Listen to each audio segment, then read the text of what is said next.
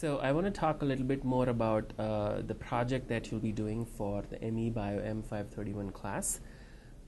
This is a very different project than some of the projects that you may have done in past, and I want to go over in detail about that. You should already have the document that is uploaded on RAMCT, so make sure you go over that and read it carefully, and feel free to ask me any questions that you have about the project. But I'm going to go over briefly about some of the things that I expect from you for this project. So this is, as I said, this is a very different project, and we are taking a very different approach to how we will be, how you guys will be actually presenting the project to me, or how you will be reporting that project to me. And I'll talk about that in a minute.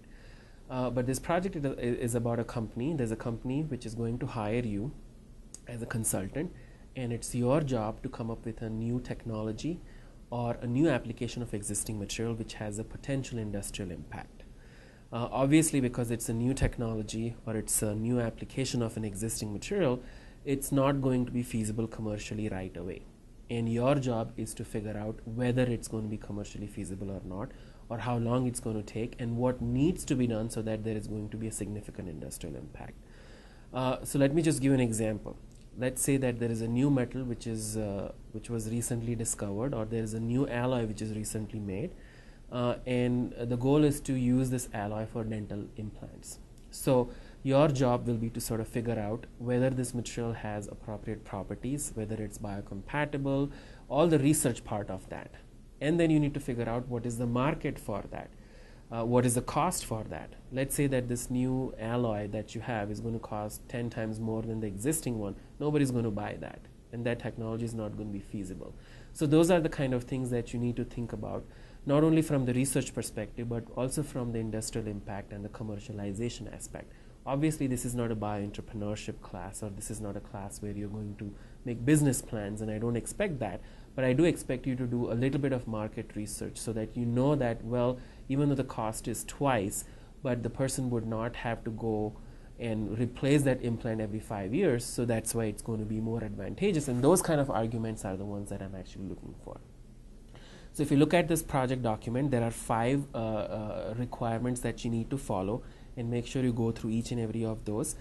This is a very open-ended project, and I'm looking for creativity. Obviously, a lot of things that you may propose might not be feasible practically now, but I would expect you guys to make a plan or propose a plan as to how to make it feasible, so that we can translate that research-based findings into a more commercial-based product.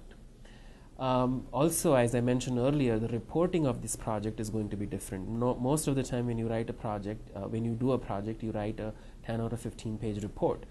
I am not going to actually ask you to do that. What you will be doing for this project is you will be making a website. Since this is a consulting company that has hired you, obviously this consulting company is going to have clients, and hopefully when you report to the consulting company, they will send you a report to the client, and the client is not going to read 15, 20 pages report. They want a snapshot of what this technology is and whether it's going to be beneficial or not. So you will be making a web page, and I've included a link on your project information sheet where there are example projects which were done on web. So make sure you go over those information to see how the website is supposed to look like and what information is supposed to be included. Obviously, I'm not expecting a fancy website from you guys. I don't want you to spend too much time in making a website, because that's not the goal of this class or the goal of this project. But you have to make a website which is professional website, which looks professional, because this is what the client is going to see. This is what is going to be distributed on the client side, and a lot of people are going to see that. So you need to include all the information, all the detail, but at the same time keep it more professional. So I'm not expecting you to make fancy flash cartoons and all those things, but a very simple professional website. You're not going to be graded on the website. You're going to be graded on the content of the website, and that's the important part as to what you include in the website. There are lots of different tools with which you can make website, and I know many of you might already be using some, and feel free to use those.